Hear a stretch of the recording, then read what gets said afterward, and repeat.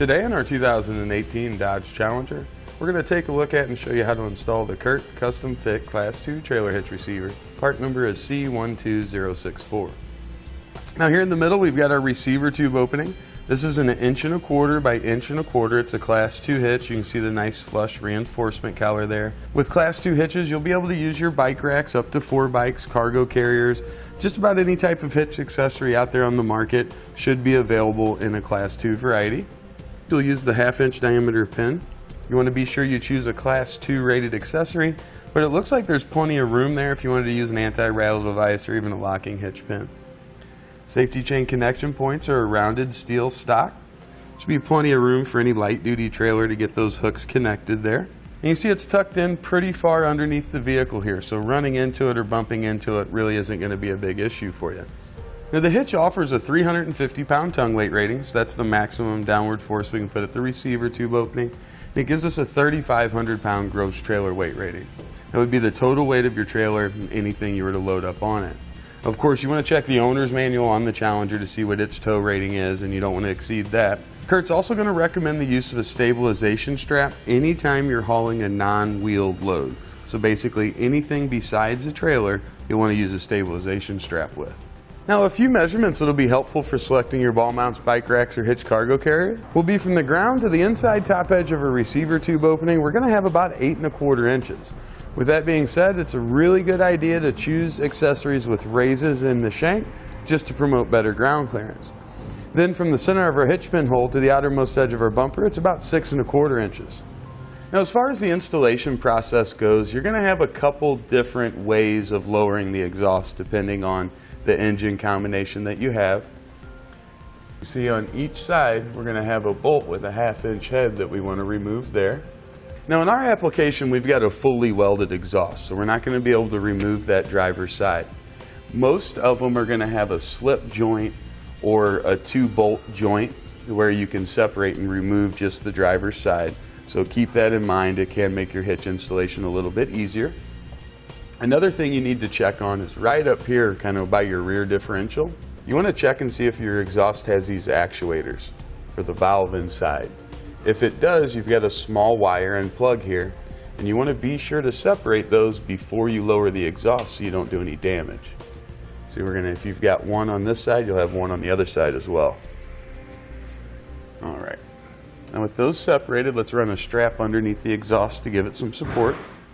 I'm just going to go from one sway bar end link to the other. You don't have to connect to that, but be sure you're not connecting to any kind of wiring or something like that, of course. Now to start lowering the exhaust, we'll start here at the rear just above the exhaust outlet. You're going to have a bolt on each side right here. You want to use a 1/2 inch socket, get that removed. Do that on both sides.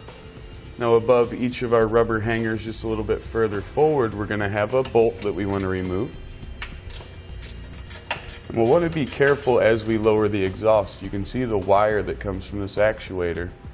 It's held in a couple positions, 2 of them being on the exhaust hanger bracket.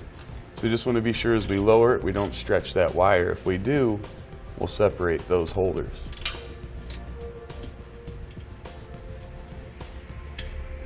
Now we can do that on the driver's side as well. Now the metal part of the bracket there is resting on top of a hook on each side. So you want to lift up on the exhaust and pull that off of that hook, and that'll allow it to come down. Now our attachment points will be right over our mufflers here. See this large hole? That's going to be our access hole. Then on our passenger side, we're going to use the same access hole. This time though, we're going to use 2 carriage bolts. Now for the rear weld nut location here on the driver's side, it's a good idea to clean this out just with a little bit of spray lubricant and a nylon tube brush.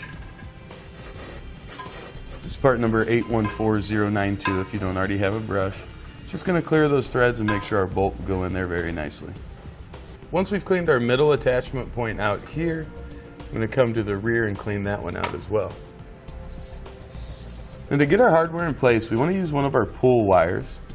We're going to go right up in the hole we want our bolt to come out of, towards our access hole, and then you just want to kind of pull it out. Then we're going to slide on one of our square hole spacer blocks, and we'll also thread on one of the carriage bolts.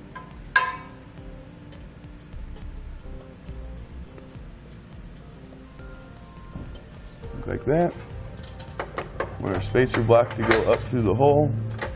Then our bolt, you'll probably have to tilt it on a little bit of an angle to get it through. But then we'll just pull that right down through that block.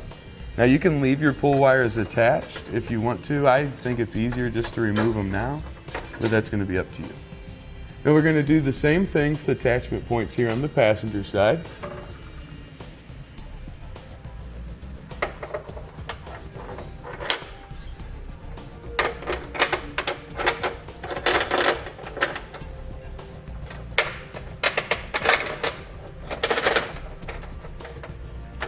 Now for our third attachment point here on the passenger side, we'll be using this hole. We'll use a carriage bolt and spacer block just like we did on the forward two. Just want to use your rear access hole located here.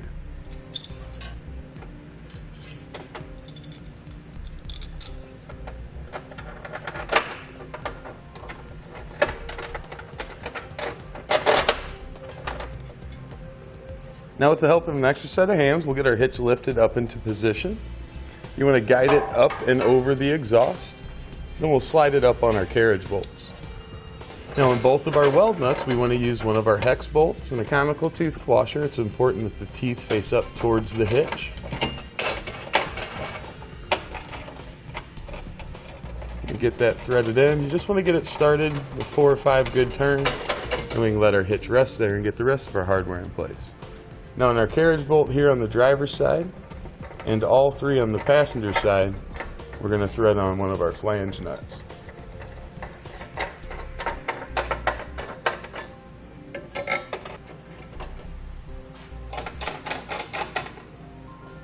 Now we'll use a 19mm or 3/4 inch socket, tighten down our hardware.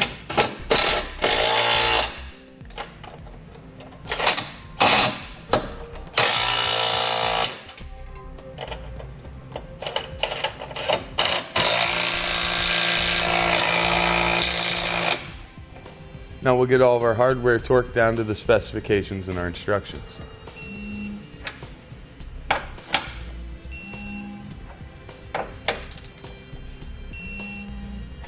Now you want to get your exhaust raised back up into position and secured.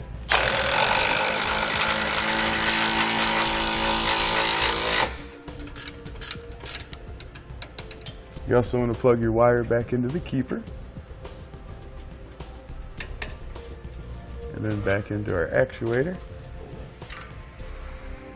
Now with our exhaust back in place, let's take down our safety strap and our hitch will be ready for use. And that'll complete our installation of the CURT Custom Fit Class 2 Trailer Hitch Receiver. Part number C12064 on our 2018 Dodge. Thanks for watching. Click the link in our description below to shop, learn more, or visit us at etrailer.com. And leave us a comment if you have any questions.